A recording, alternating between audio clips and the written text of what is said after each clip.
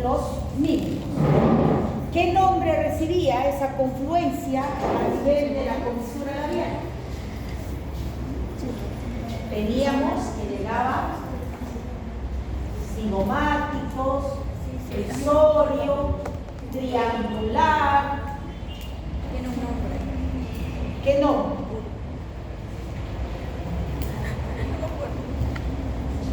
A ver, ¿quién recuerda? Nodiol. No se olviden, les van a preguntar. Cuando se juntan Nodiol. todos los musculitos y terminan. A ver, seguimos describiendo la estructura del labio. Entre el tabique nasal,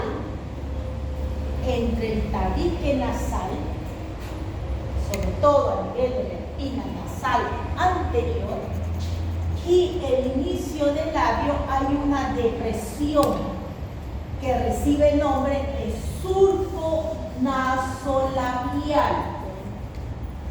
Surco nasolabial.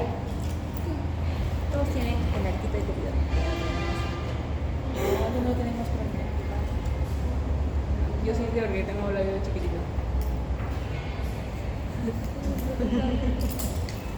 También se le denomina filtrum.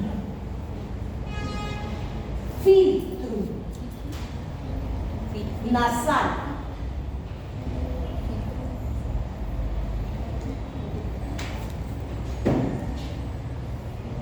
Este arco que se forma acá en el labio superior recibe el nombre de arco de Cupido.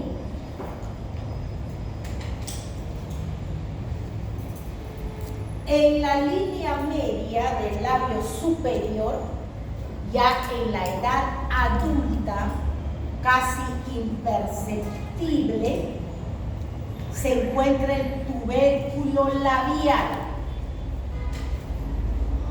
En los lactantes, este tubérculo está bien desarrollado. Este tubérculo es el que va a ayudar. Por eso la succión, ¿sí?, de la producción de leche por parte de la madre durante esta etapa es mecánica y hormonal. La mecánica lo produce el lactante.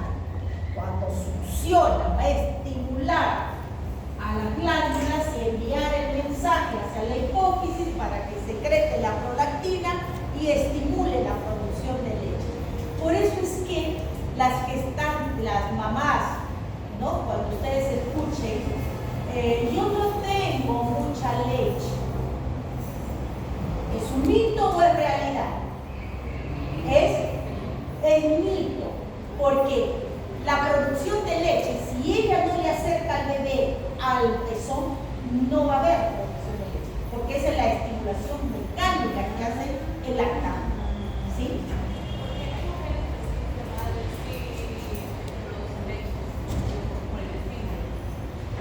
Necesariamente tienes que estimular la succión, si no, no. Es que no es leche. No. En ese caso, esta vez es cuando hay secreción de leche sin que sea la etapa, es porque está teniendo un tumor a nivel de la glándula hipófisis. Se llama galactorrea.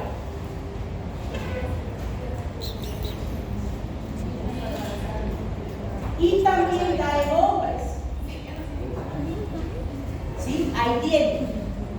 La galactorrea es la secreción de leche o líquido lechoso por el pezón fuera del embarazo. Pueden ser niveles elevados de la hormona prolactina debido a un tumor en la glándula pituitaria. Algunos efectos también pueden ser efectos colaterales de algunos fármacos. Pueden ser problemas de tiroides, ¿no?, o alguna manipulación excesiva de los pezones que estimula, por eso es estimulación mecánica. No es una enfermedad en sí, pero puede ser un síntoma de una afección subyacente que requiere atención médica. La gran mayoría, tanto en hombres y mujeres, porque igual se presenta la lactorrea, el porcentaje es por un tumor a nivel de la glándula pituitaria. La glándula pituitaria produce la prolactina, entonces, ¿no? Prolactinemia.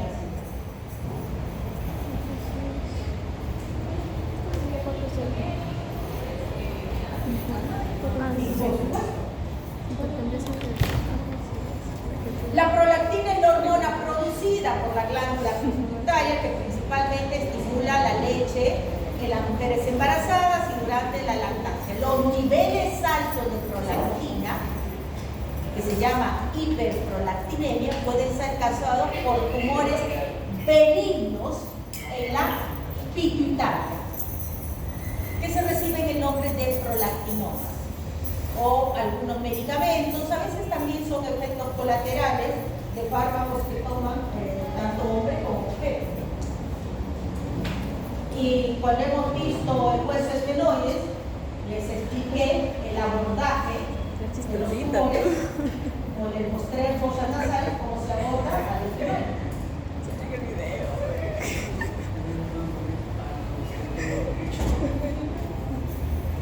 Hormonas para también cuando quieren sacar masa muscular, cuando quieren, por ejemplo, por dieta, ¿no? Porque te va a alterar.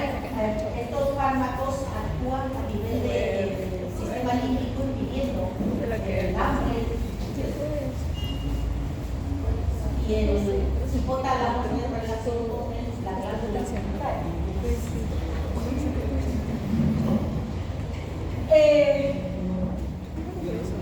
Cuando hay cuando toma muy seguido, los daños pueden ser a nivel hepático o renal, que había que ver por qué vía se elimina un fármaco. Bueno, entonces ya saben que en los recién lactantes esto está más desarrollado. Este borde del labio, este borde aquí, que el doctor lo ha marcado, se llama borde Vermellón. Borde Vermellón.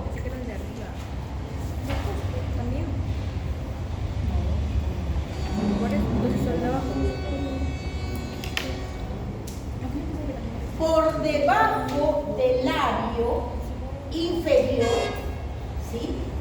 Acá tenemos al músculo borlas del mentón. Entonces, esta zona se va a llamar, así como tenemos un surco nasolabial, vamos a tener acá un surco mentolabial. O sea, del mentón y el labio inferior. Tienen que conocer en detalle, porque cuando ustedes pasan a clínica y tienen que hacer el llenado de la historia clínica, les van a pedir al revés y al derecho que si hay un lunar, lo describan. ¿Dónde está ubicado? ¿Sí? Eso es que tienen que conocer.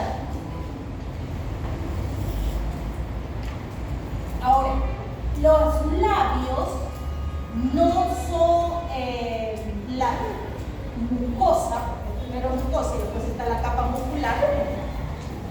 No es una estructura lisa, presenta surcos, fisuras.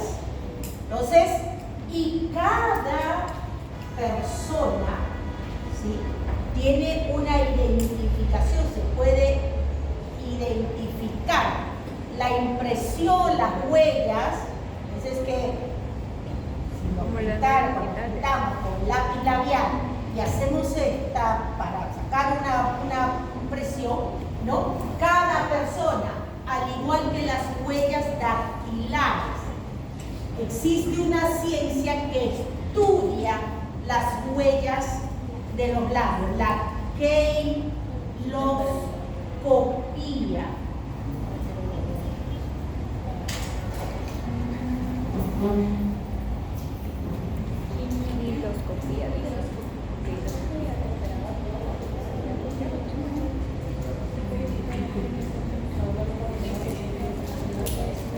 Ahí le tiene.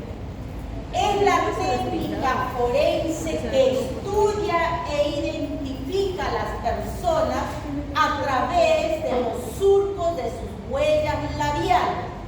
Las huellas labiales son únicas, permanentes e invariables. Actualmente se dice que las huellas dactilares pueden variar, mas no estas. ¿Sí?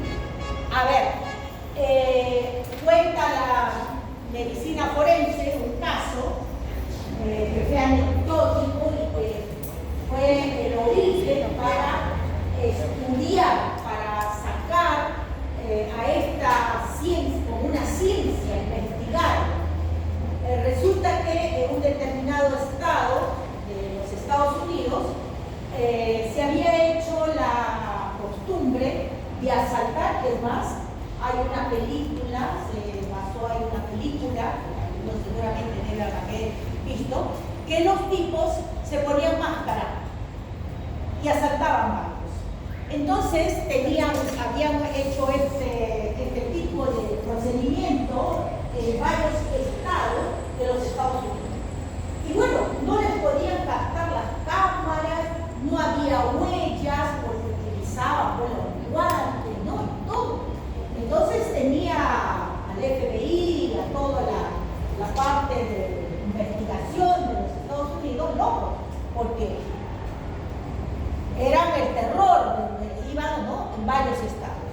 Hasta que en una de ellas, ¿no?, uno de los asaltantes, riéndose, mirando a la cámara, porque hacían eso, miraban a la cámara, como tenían máscara de cómicos, de alguna, ¿no?, era imposible. Entonces el tipo mirando hacia la cámara, riéndose y retrocediendo.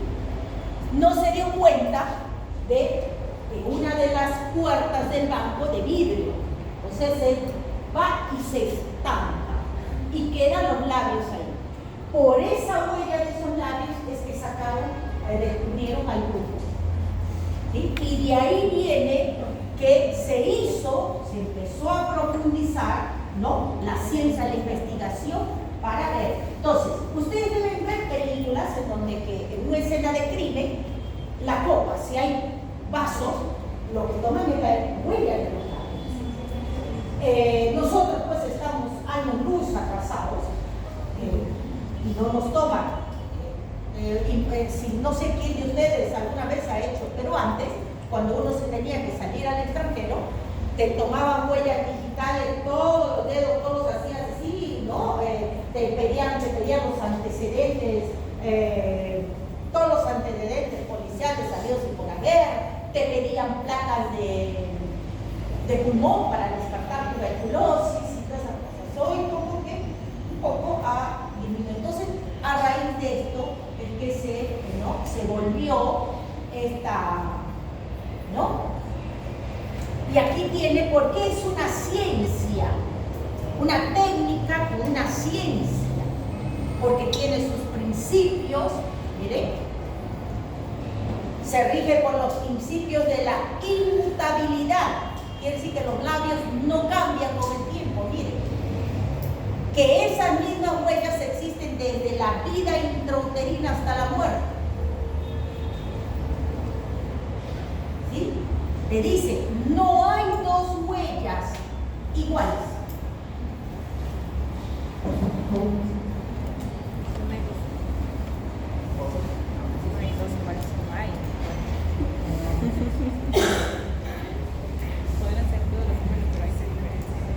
Bueno, las paredes, ¿sí?,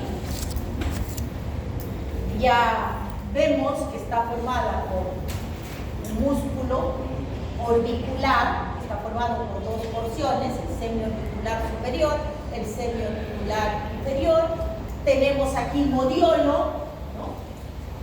Tenemos triangular, parte de platisma y hacia los laterales tenemos abduccionador. Ese es el componente. El anterior tenemos a borlas. Entonces, este es el componente muscular, que ya lo hemos mencionado cuando hemos visto músculos mínimos. Entonces, en todo caso, si en el examen le pregunta pared anterior, sería músculo el orbicular de los labios, que está formado por dos porciones, ¿no? Superior e inferior. Y los laterales, específicamente, que son el músculo buccinador. Y hacia la comisura, la confluencia del rizorio, del cigomático mayor, del elevador propio del labio superior. Toda la cavidad bucal, toda, incluida vestíbulo, incluida la cavidad bucal propiamente dicha, vamos a encontrar la presencia de glándulas salivales menores. Todo. Esta imagen corresponde a una obstrucción del conducto que recibe el nombre de este pequeño mucocele, ¿no? Que es, de tanto que hay personas que tienen ese hábito de morderse, ¿no? Nosotros ahorita, si ustedes aquí, sienten bolitas. Cada una de esas bolitas son glándulas. Entonces, de tanto ahí, hacen un trauma y obstruyen el conducto salival, de donde tiene que drenar, que drena, y se forma este pequeño quisme. Y recibe el nombre de mucocele.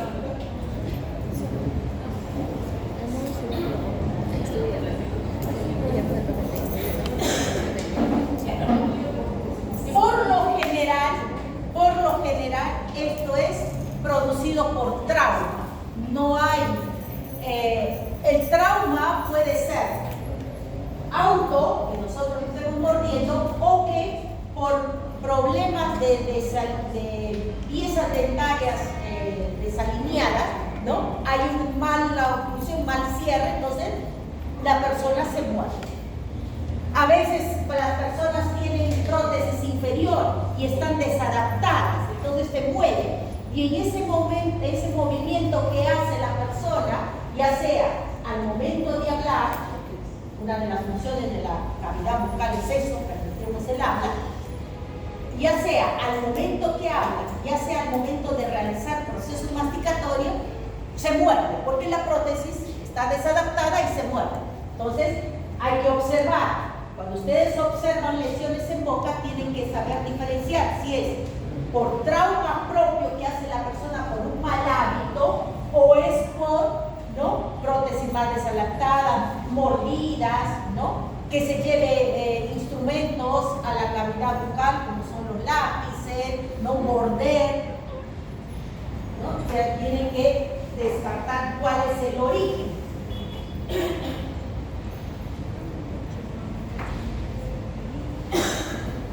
Bueno, nuevamente acá para vernos, para ir recordándonos, ¿no?, un poco más nítido. ¿Ven? Acá un poco más nítido. Pilar anterior, pilar posterior, entre ellos la amígdala, la úvula, ¿no? Entonces tenemos paladar óseo y paladar blando.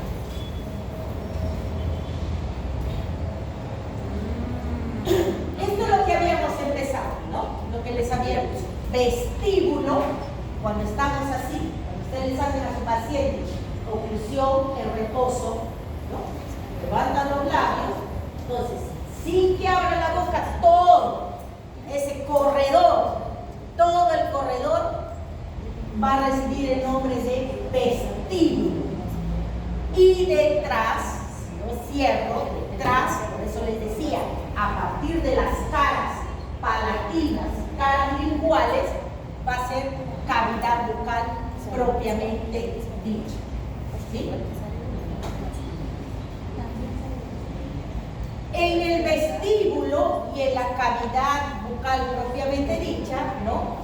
La comunicación, vamos a tener los espacios interdentales y el espacio posterior, recto, el corredor, ¿no? Cuando nosotros al paciente le hacemos con los espejos, todo lo que observamos, ese corredor, ¿no? El último espacio será el espacio retrodental. Bueno, acá ha puesto el doctor cómo se aísla las piezas dentarias con los diques de goma, al fin de evitar accidentes, los clamps, estos son las cuñas que separan. Y aquí en una vista lateral, en oclusión para ver el overbite y el overjet.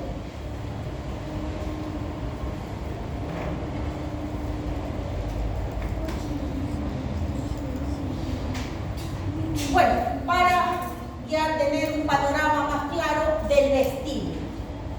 Ya hemos visto los músculos, entonces hacia afuera, está refiriendo a las mejillas, o sea, al músculo buccinador, por delante a los labios, sabemos que lo forman el semioorbicular de los labios, superior e inferior, y luego tenemos hacia adentro, seguimos levantando, tenemos la presencia de encías, los dientes. A ver, ¿qué caras de las piezas dentarias entonces están vistas hacia el vestíbulo? Las caras vestibulares, las caras vestibulares. Estamos hablando de ahí de vestíbulo, ¿sí? Caras vestibulares. Hacia arriba vamos a tener la bóveda bucal, esta bóveda que va a estar constituida por un paladar óseo y un paladar blando.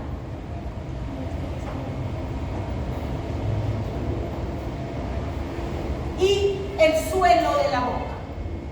El suelo, ¿qué músculo lo constituye? ¿Ah? ¿Qué músculo? ¿Ah?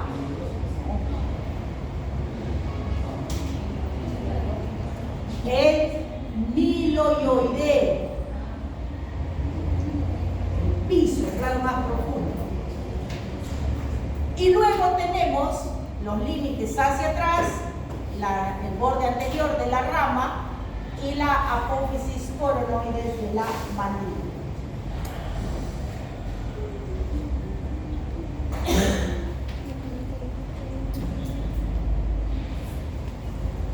¿Ven? Eso es lo que les decía, cuando ustedes a su paciente le levantan los labios, superior e inferior, colocan, separan, todo esto es vestíbulo, todo.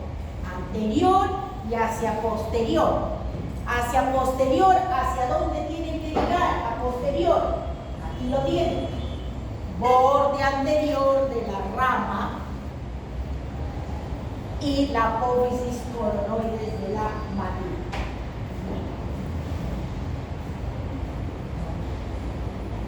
En este vestíbulo nos permite observar también estructuras, ¿no? Fibrosas que en la evaluación de un paciente se tiene que tener en cuenta, más si ese paciente, en el caso de que no tuviera piezas dentarias, ¿no? Si voy a hacer una prótesis, ¿no? Observar cómo se llaman estas estructuras mucofibrosas, frenillos, ¿no? Frenillos laterales, inferiores, bucales, anteriores, posteriores, anterior, esto es anterior, inferior, esto es anterior, superior. Y estos son laterales. En superior también tenemos laterales. No hay una imagen.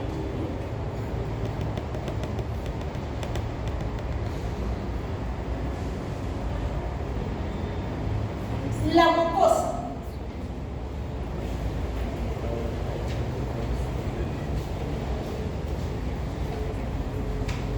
A nivel de el superior, ¿sí? Para esto ya desde afuera, desde una posición externa, tenemos al conducto de Steno, ¿no? El conducto de Steno que perfora la pared lateral de la cavidad bucal. Aquí le perfora, cuando yo digo pared lateral, al músculo buccinador. Entonces, le perfora y ¿dónde desemboca? Desemboca en el vestíbulo superior, ¿sí? Entre la segunda y primera premolar o primera y segunda molares, ¿no? A veces hay pacientes que tienen ausencia y se corre un poquito la desembocadura.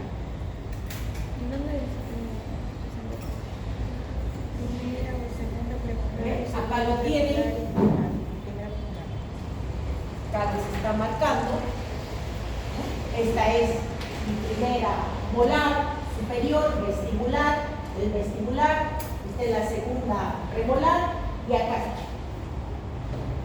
hay como un levantamiento de la mucosa y se denomina, ya saben, levantamiento de mucosa se denominan carúnculas. Igual que han visto el intestino delgado, el moreno, carúncula mayor, igualito acá. Carúncula es levantamiento de mucosa.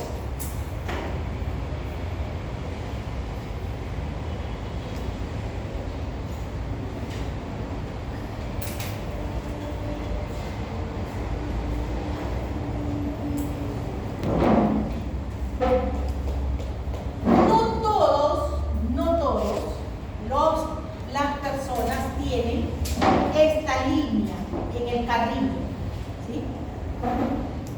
Como les decía, esta carúncula, ¿sí? Ojo, puede estar entre la primera y segunda molar, entre la segunda premolar y la molar, ¿sí?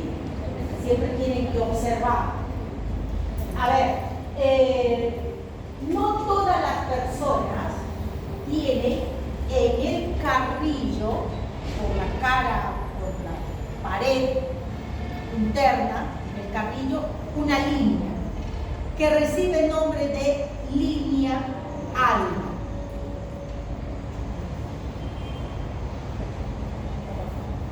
Si en caso ustedes están evaluando a su paciente y encuentra la línea alba, ¿sí? O esa línea en todo hacia lo largo del carrillo por la cara interna, su nombre, línea alba. Por lo general, en algunos pacientes con ausencia que se hayan extraído, ya sea una pieza superior o una pieza inferior, la ausencia al momento de hacer la oclusión de su antagonista, hay veces que hace que se muerda y al final se forme esta línea, ¿sí? A veces también esa línea no aparece por trauma. Dado la ausencia de pieza posterior, se muerde, se introduce el carrillo en ese espacio, porque las paredes, las piezas dentales posteriores, tanto superior como inferior, hacen pared, porque estamos ocluyendo, hacen una pared. Por eso le llaman línea alba de la oclusión.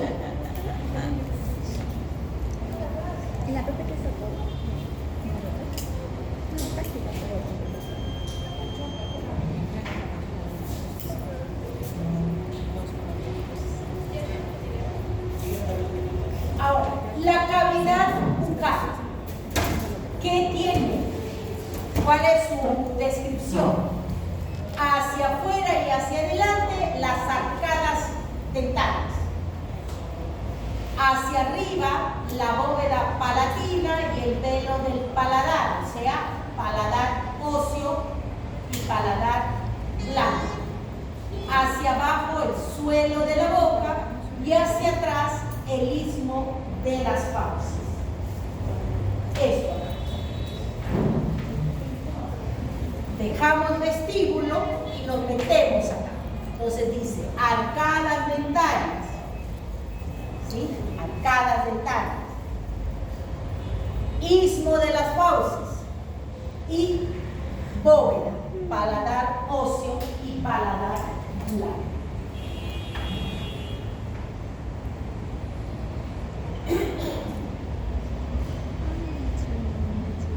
Y aquí tenemos todas las regiones que se encuentran dentro de este espacio llamado cavidad bucal. A nivel de los labios, región labial.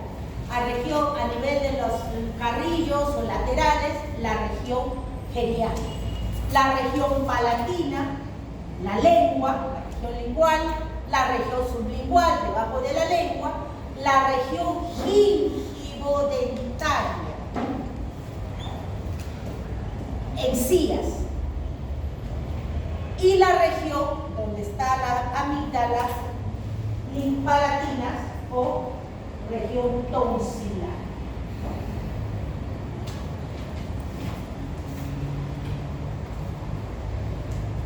A ver, vamos a ver cómo está constituido el paladar óseo, que también se le conoce con el nombre de bóveda palatina.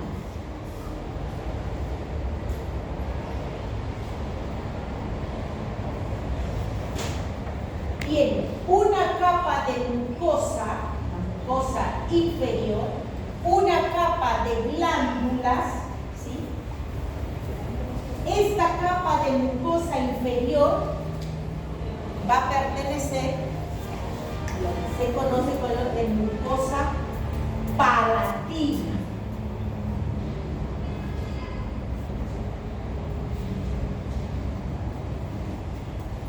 La capa glandular, la capa ósea. ¿Cuántos huesos? ¿Ah? ¿Cuántos huesos? 4 huesos. 2 maxilares y 2 palatinos.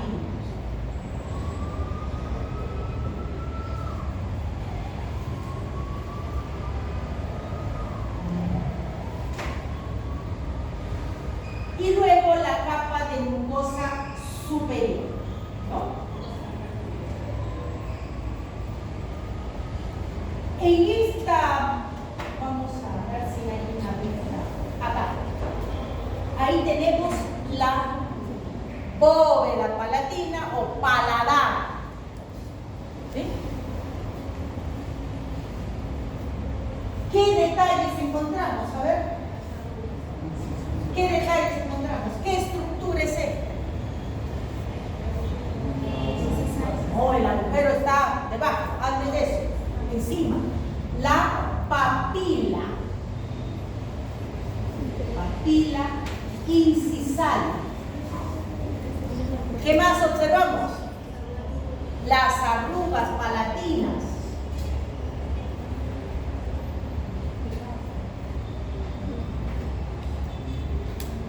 ¿Y estas arrugas de dónde a dónde van? ¿Cuál es su límite? ¿Ah? ¿De dónde a dónde van las arrugas? De premolar a premolar. ¿Sí?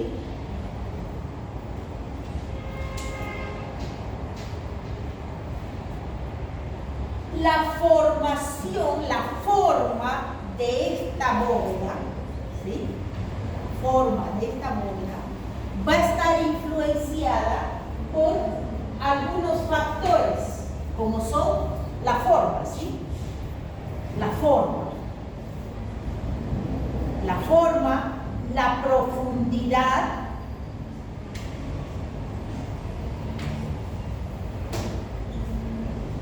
de esta bóveda va a estar influenciada por ciertos factores. Factores que pueden ser genéticos, ¿sí? Y cuando usted dice ambiental, está muy bien, cuando dice ambiental, ¿a qué hace referencia? A tener en cuenta, uno, la lactancia, qué tipo de lactancia, hábitos, ¿no? Durante la primera niñez, primera infancia, se ha tenido el hábito de succión, ¿no? Mental. Por eso cuando ustedes hacen la evaluación de la bóveda, ya la mamá, y observan algunos muy profundos, ¿no? Pero su bebé ha succionado, hasta qué edad tomó biberón, cuando empezó a hacer el cambio de biberón, estuvo con el chupón, ¿no? Todas esas preguntas, ¿no? Lo que hacen, por eso, ya, toda esa evaluación corresponde a lo que es la bóveda palatina, ¿sí? También se pueden encontrar, ¿no? Anomalías óseas que no revisten, digamos, malignidad, que se reciben el nombre de torus. Torus. Hay algunas personas, ¿no?, que tienen pequeñas salincias óseas y están revestidas por la mucosa, ¿no? Torus palatinos. Son protuberancias óseas benignas. Cuando a veces nosotros observamos a un paciente y dicen, no, oye, ¿no te molesta? No le molesta porque ha nacido con eso. Quizás si a nosotros se nos forma que ya tenemos un hábito, pero aquellos que a veces se ven unos toros, ¿no? El paciente y dices tú, ¿no te molesta? No. Ah, porque ha nacido, es parte de su vida, ¿no? Son asintomáticos, no requieren tratamiento, solo se aumenta de volumen, se interfiere con el habla, la deglución. Acá. ¿Cuándo sería un obstáculo si la paciente va a necesitar una prótesis dental superior? Ahí sí. Habría que evaluar, ¿sí?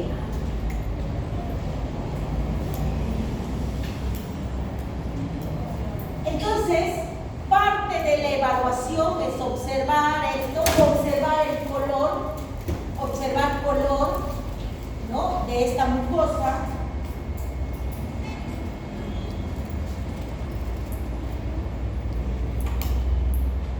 Inclusive observar las arrugas. Esto también, cada persona tiene también es una seña particular, individual.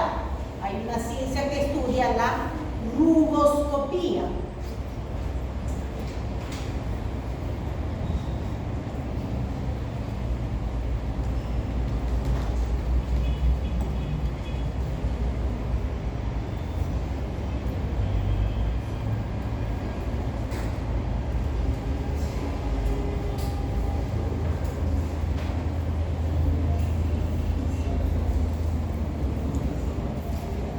Ahí nuevamente tienen, fíjense, miren todo el campo del odontólogo, la rugoscopía, también técnica forense que estudia las rugas palatinas para la identificación humana, basándose en que son únicas, inmutables y permanentes. Se utiliza para la identificación en el caso de cadáveres. Se puede sacar sexo también por el análisis de la rugoscopía.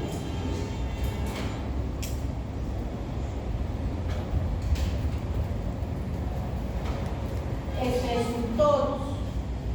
Fíjense.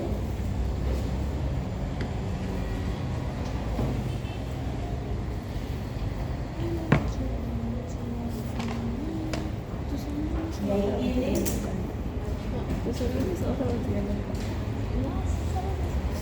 Nos vamos al paladar blando, también llamado velo del paladar. Velo del paladar o paladar blando.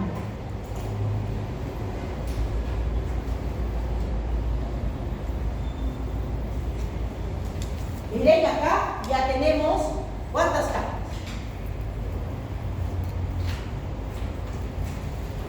¿Sí? Tenemos una capa de mucosa inferior, una capa glandular, una capa de aponeurótica. ¿Por qué tenemos una capa aponeurótica? Porque hay músculos. Si hay músculos, hay aponeurosis. ¿Sí? Y luego una capa de mucosa superior.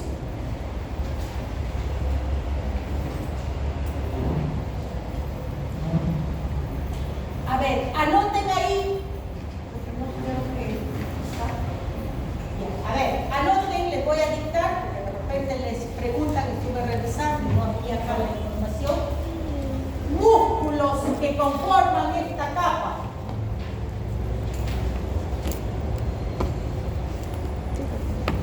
¿Superior? Entonces ponen como subtítulo músculos que forman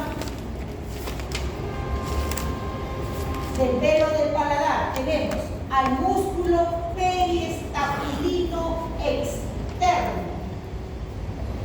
Periestafilino externo. El interno. Periestafilino externo e interno. Aquí van dos músculos. Periestafilino interno y externo. Músculo palatogloso. El músculo palatogloso. El músculo palatofaringio.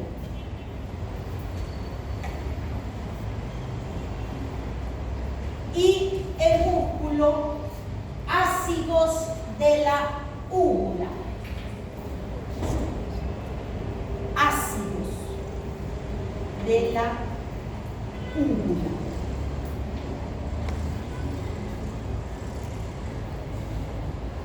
El palatogloso y el palatofaringio se les ha mencionado cuando hemos visto pilares. ¿Sí?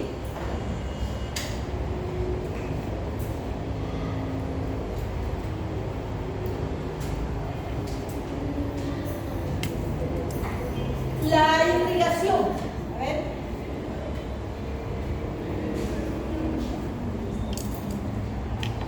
A la arteria esfenopalatina y a la palatina superior, que son ramas de la maxilar interna, a la palatina inferior, que es una rama de la arteria facial, y a la arteria faríngea inferior, que es rama de la carótida externa.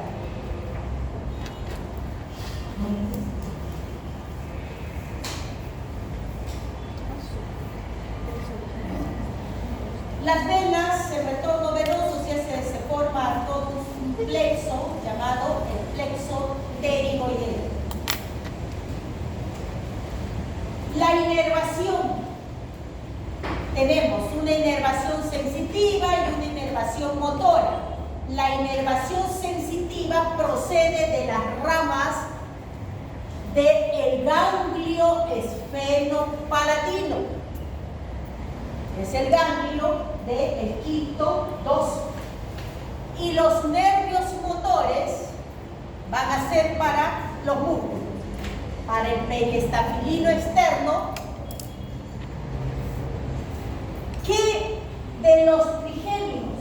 ¿Cuál es mixto? A ver, vamos.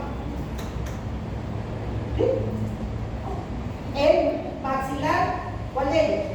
Inferior. Tú tienes quinto 1, quinto 2 y quinto 3. Estos dos son sensitivos, 100%. Este es mixto. Entonces, ¿de quién está hablando acá? Está hablando de él, ¿sí? Raíz motora. De él está hablando. De este quinto, del maxilar inferior. El periestafilino interno y el palatoestafilino La inervación procede del séptimo par craneal, nervio facial. Para el músculo gloso y faringo, igual raíz motora del facial. Corriente facial es un nervio mixto.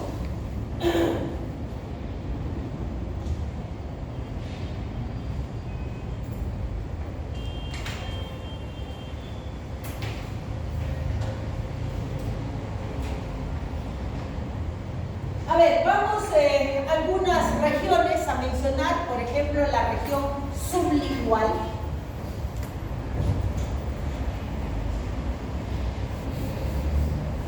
Sus límites arriba y por delante del cuerpo del maxilar inferior y abajo hacia atrás con el hueso ioides.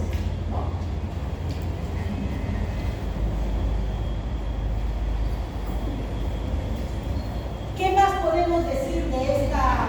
Ahí tenemos la región sublingual, ubicado debajo de la lengua. Es una mucosa muy delgada, ¿no? Observamos el frenillo lingual.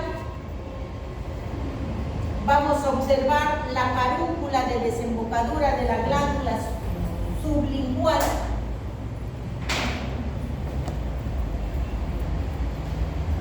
Levanto, saco esta mucosa, entonces, ¿qué me voy a encontrar? Al músculo miloioide.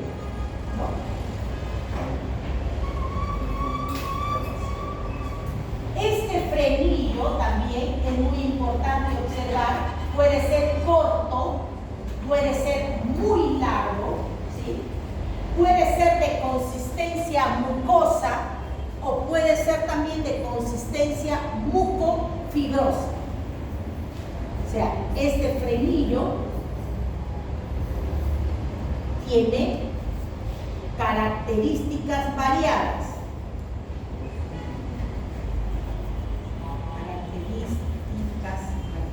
¿No? Puede ser de consistencia mucosa, puede ser de consistencia mucofibrosa, puede tener forma triangular, ¿sí?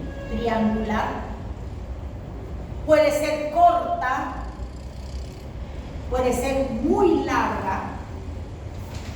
Ya ustedes cuando estén evaluando a su paciente van a tener que describir, ¿sí?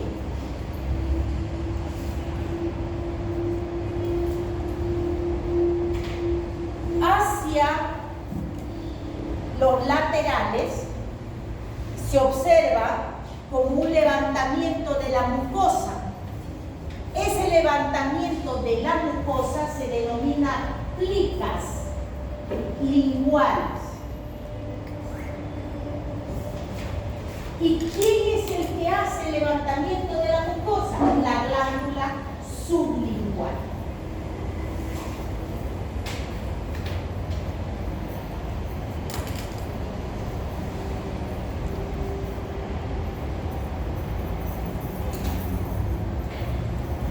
El conducto de desembocadura está laterales al frenillo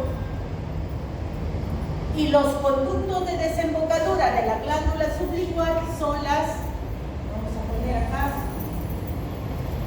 glándula sublingual,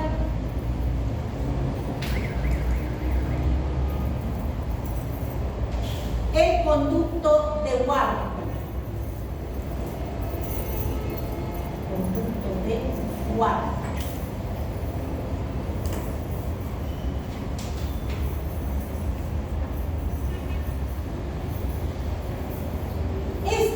Estas plicas muchas veces son hipertrofias, las glándulas hipertrofias, sobre todo en las personas mayores, y va a ser un factor de obstáculos si ustedes no toman una impresión profundizando, ¿no? Para copiar lo más profundo de la pared de las caras linguales de las piezas dentales. Entonces, si ustedes no presionan, el paciente y una de las prótesis, sobre todo a nivel inferior, son, ¿no? Al momento movimiento que habla, levanta y expulsa. Por eso ustedes tienen que primero explorarlo, primero manualmente con el dedo, ir explorando, viendo la resistencia. A veces necesitan hacer una presión en la plica y ver en cuánto tiempo vuelve nuevamente a su lugar.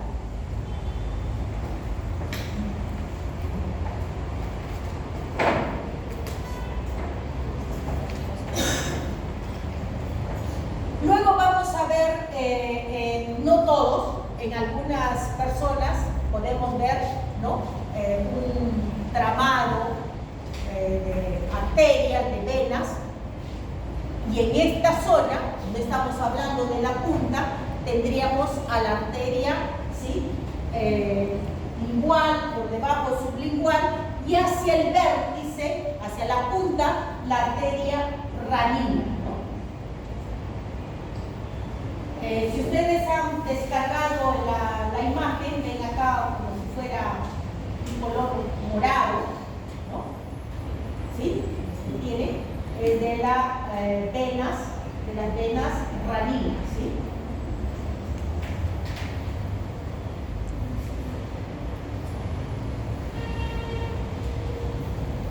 A ver, la irrigación de la lengua, ¿a cargo de quién está? Arteria lingual, arteria sublingual, arteria ranina. ¿Se acuerdan cómo se llamaba la arteria ranina? ¿Cómo se la llamaba? O del dorso de la lengua, o de la punta de la lengua. De repente no le encuentran con el nombre de arteria ranina, sino arteria del dorso de la lengua o de la punta de la lengua.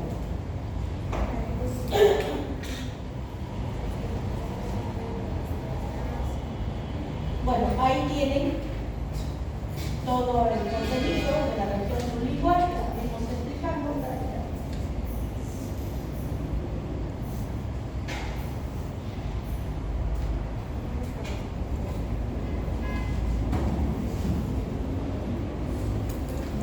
Haciendo movimientos de lateralidad. A ver, estas tomas es cuando a su paciente ustedes sospechan que, por ejemplo, miren, es corto este frenillo, y está bien en la punta. Y cuando le dicen al paciente lleve la punta de la lengua hacia el paladar, el paciente no llega. Entonces le está haciendo hacer movimientos de lateralidad, ¿sí? Está llevando, haciendo que haga movimientos a su lado para ver hasta dónde este frenillo permite el movimiento, ¿sí? ¿Estás durmiendo? ¿Estás haciendo tu...?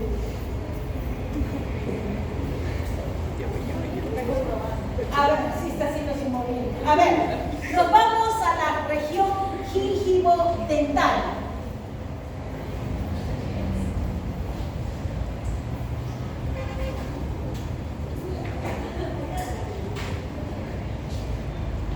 ¿Sí?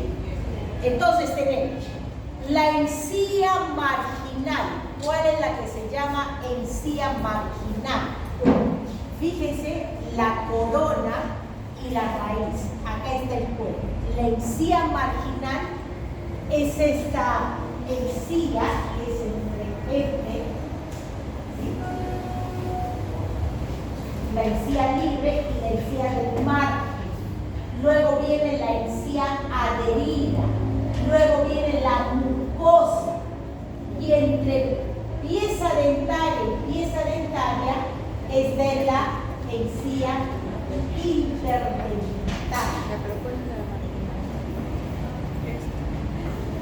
¿Sí? Entre la adherida y la Esta encía interdental tiene que terminar, fíjense, así, como un triángulo cuyo vértice. Entonces, ¿qué va a pasar? Cuando las personas se introducen el palito interdental, le van a romar a esto y le van a hacer así. a esta encía interdental. Y cada vez que van metiendo el escarbadiente, ¿no? Esto le van acortando, le van robando. Entonces, cuando el paciente hace esto, ya está exponiendo parte acá del cuello y va.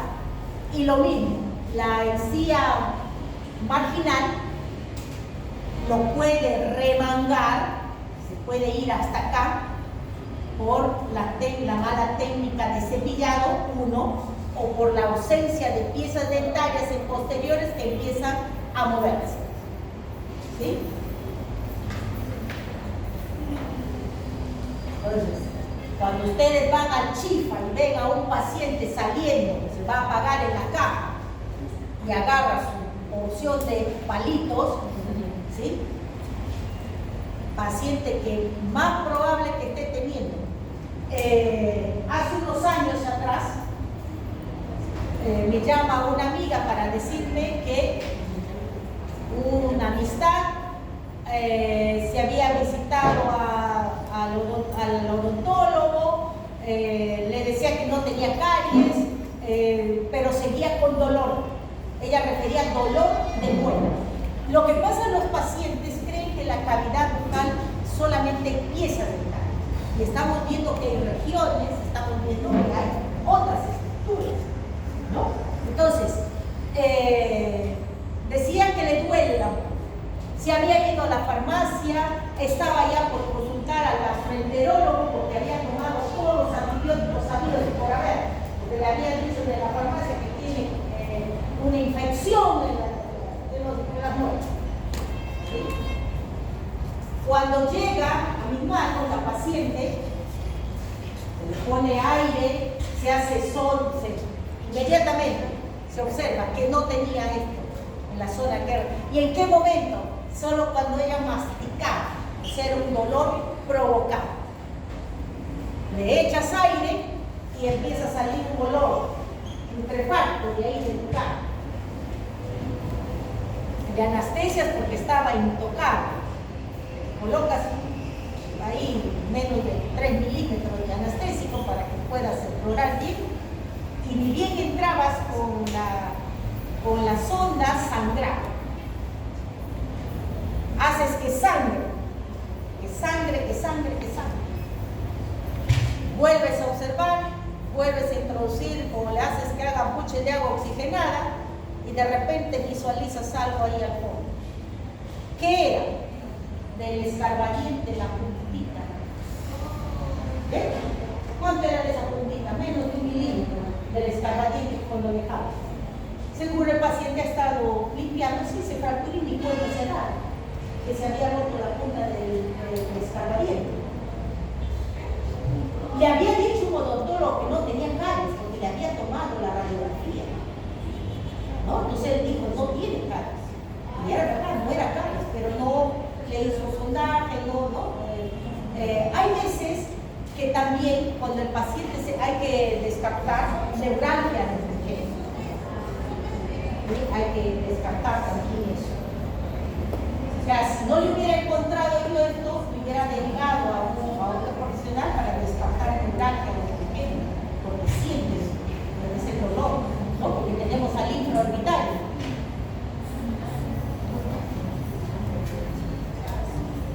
Bueno, las piezas, la región gingivo-dentaria también presenta este borde, los alvéolos, ¿no? Los alvéolos dentarios, que pueden ser que se refiere a una sola raíz, ¿no? Por ejemplo acá, o pueden ser multilobulares. Por ejemplo, acá tenemos de un molar superior 3 raíces, ¿no? Raíz palatina, raíz distovestibular, mesiovestibular. Acá es esta es una segunda, esta es una primera, una tercera, pero miren, a pesar de que esta tercera pareciera de una sola, pero mantiene su alvéolo, miren acá, ¿sí? Que se ha fusionado, pero mantiene sus 3 alvéolos. Entonces una tercera molar que por más que se fusionen sus raíces, se mantiene la individualidad de sus alveolos. Las piezas dentarias,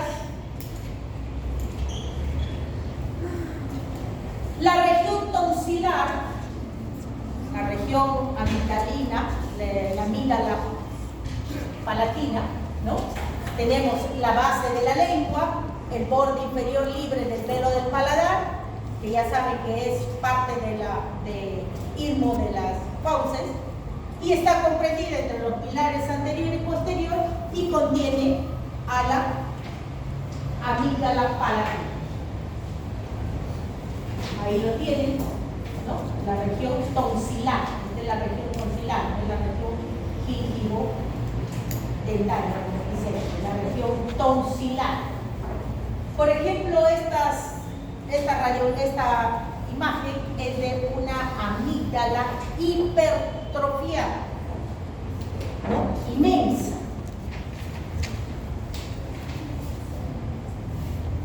Esta amígdala hipertrofiada puede ser porque el paciente tiene infecciones a repetición, inflamaciones a repetición, ¿sí? Y ya se va hipertrofiando, ¿no? las amígdalas. Tiene sus criptas, las criptas, que cuando estén infectadas a veces se ve la presencia de acúmulos de pus en estas criptas, en estas pequeñas depresiones que hay en la misma amígdala, ¿no? Esta es una amígdala de un paciente que sufre de amigdalitis por la forma, por el tamaño. Esa no es una amígdala normal. Bueno, ahí tienen el pilar anterior, que está por el pilar posterior, la pared externa, el músculo amigdalogloso, la aponeurosis faríngea, el músculo constrictor superior de la faringe.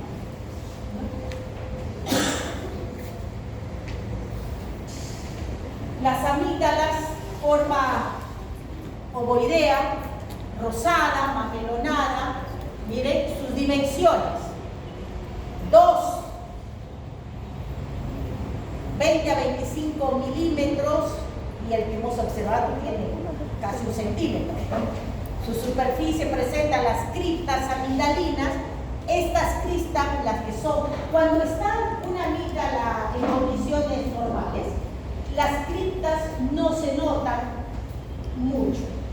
O sea, puntitos así, lo que deja un alfiler, así se notan las criptas.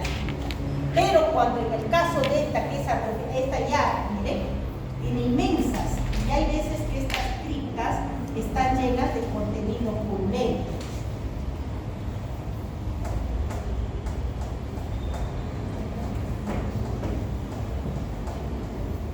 Ahí tienen,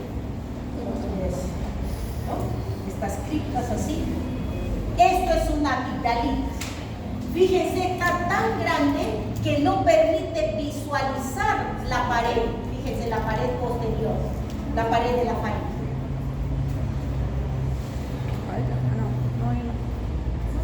¿Hasta qué página tienes? Bueno, hasta aquí entonces ha sido la clase